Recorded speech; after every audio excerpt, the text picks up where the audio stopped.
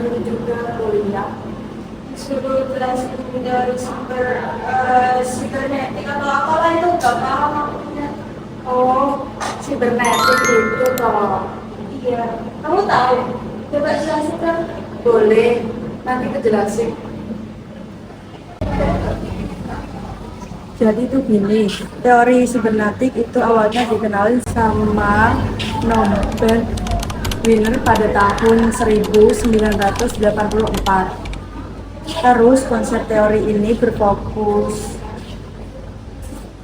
pada pengelolaan informasi dan proses pembelajaran sebagai sistem kendali yang dinamis dan adaptif dengan berbasis mekanisme umpan balik atau feedback.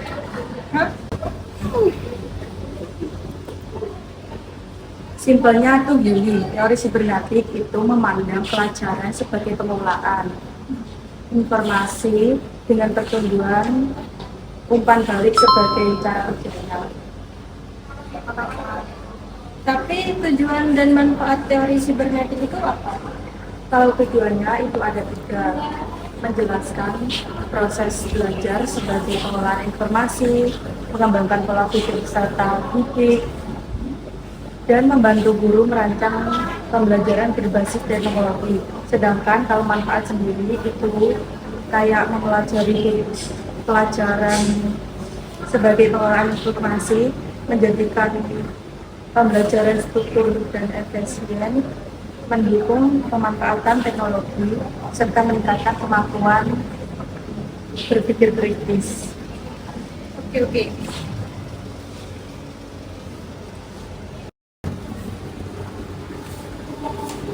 Kayaknya kamu harus nonton video ini deh.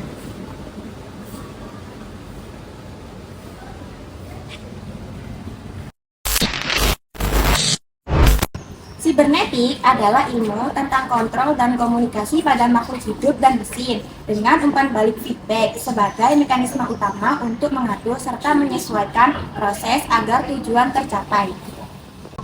Teori sibernetik adalah sistem pengelolaan informasi dan komunikasi yang menggunakan prinsip umpan balik untuk menyesuaikan diri dan mengontrol fungsi dalam berbagai sistem, baik teknis, biologis, maupun sosial. Sibernetik adalah ilmu seni tentang pengendalian dan komunikasi yang melibatkan proses pemrosesan informasi secara sistematis yang tidak hanya berlaku pada mesin, tetapi juga pada sistem sosial, organisasi, dan juga individu. Teori sibernetik adalah proses belajar sebagai pengolahan informasi struktur dengan umpan balik sebagai pengatur dan pengendali menuju tujuan belajar. Halo, kalian tahu nggak sih teori sibernetik itu ada dua jenis loh. Yang pertama ada jenis model berbasis sistem, di mana dikatakan proses belajar itu sebuah sistem informasi yang kompleks dan terorganisasi secara terkontrol. Nah, model ini terdiri dari tiga komponen utama, yakni ada input, proses, dan output yang dihubungkan oleh mekanisme umpan balik feedback sebagai sistem kendali yang memungkinkan penyesuaian secara berkesinambungan.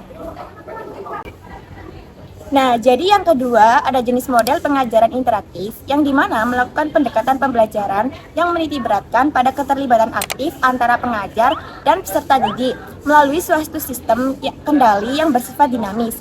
Dan biasanya feedback diberikan secara langsung selama proses pembelajaran.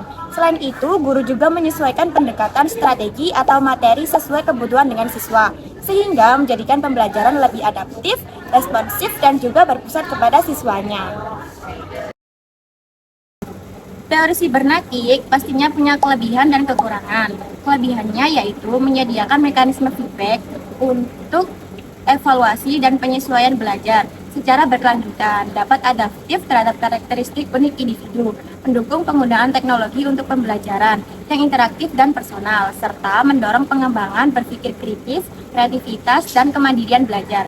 Sedangkan kekurangannya sendiri kurang menyoroti aspek emosional dan sosial siswa dalam pembelajaran, masih membutuhkan kesiapan guru dan sarana teknologi yang memadai untuk melaksanakan optimal, dan kompleksitas pengelolaan sistem informasi dan kurang fleksibel untuk beberapa gaya belajar tertentu. Nah, sekarang aku yang bakal jelasin prinsip dasar teori sibernetik. Jadi, dalam prinsip dasarnya itu dikatakan proses belajar adalah pengolahan informasi dalam sistem kendali yang melibatkan input, proses, output, dan juga feedback. Lalu, pembelajaran yang juga bersifat adaptif dengan regulasi diri agar sesuai kebutuhan dan kondisi yang berubah. Dan komunikasi dua arah yang juga menjadi vital dalam proses belajar sebagai pertukaran informasi. Selanjutnya ada karakteristik teori sibernetik, yaitu terdapatnya pembelajaran sebagai sistem kontrol dengan umpan balik, adaptasi dan regulasi diri yang menyesuaikan strategi belajar, interaksi dinamis antara individu dan lingkungan, serta fleksibel dan responsif terhadap perubahan konteks dan teknologi. Lalu kita akan lanjut ke awal pengembangan konsep, di mana berawal dari kajian sibernetik Nobel Winner tentang kontrol dan komunikasi, dikembangkan menjadi pendekatan pembelajaran yang menekankan pengelolaan informasi dan umpan balik adaptif. Dan terakhir, mengintegrasikan aspek kognitif, teknologi informasi dalam praktik pendidikan modern. Aduh, bentar, capek.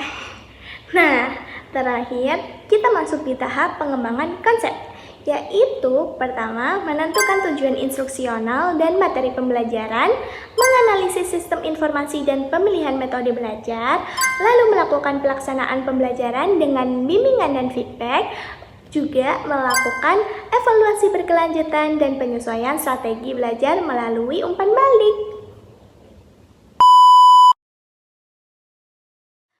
Melakukan pelaksanaan pembelajaran dengan bimbingan dan feedback, juga melakukan evaluasi berkelanjutan dan penyesuaian strategi belajar melalui umpan. Loh, itu kan aku.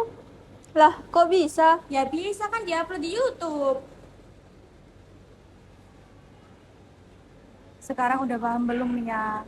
Paham sih, tapi kalau dalam teknologi dan penerapannya dalam pembelajaran itu kayak gimana? Aduh, simpelnya gini loh, kalau teknologi itu pembelajaran online kayak ke Google Classroom, terus pembelajarannya itu lebih mandiri, fleksibel, kayak gitu. Nah, kalau dalam pembelajaran itu kegiatannya bisa lewat dialog dan bisa kerjasama. Oh, jadi kalau secara teknologi bisa belajar mandiri dengan cara belajar sendiri, sedangkan kalau secara pembelajaran itu dalam pemantauan dan bimbingan guru, gitu kan? Dan kayak yang kita lakuin sekarang itu namanya umpan balik atau yang disebut teori sibernetik. Oke, paham. Makasih udah dijelasin ya. Sama-sama.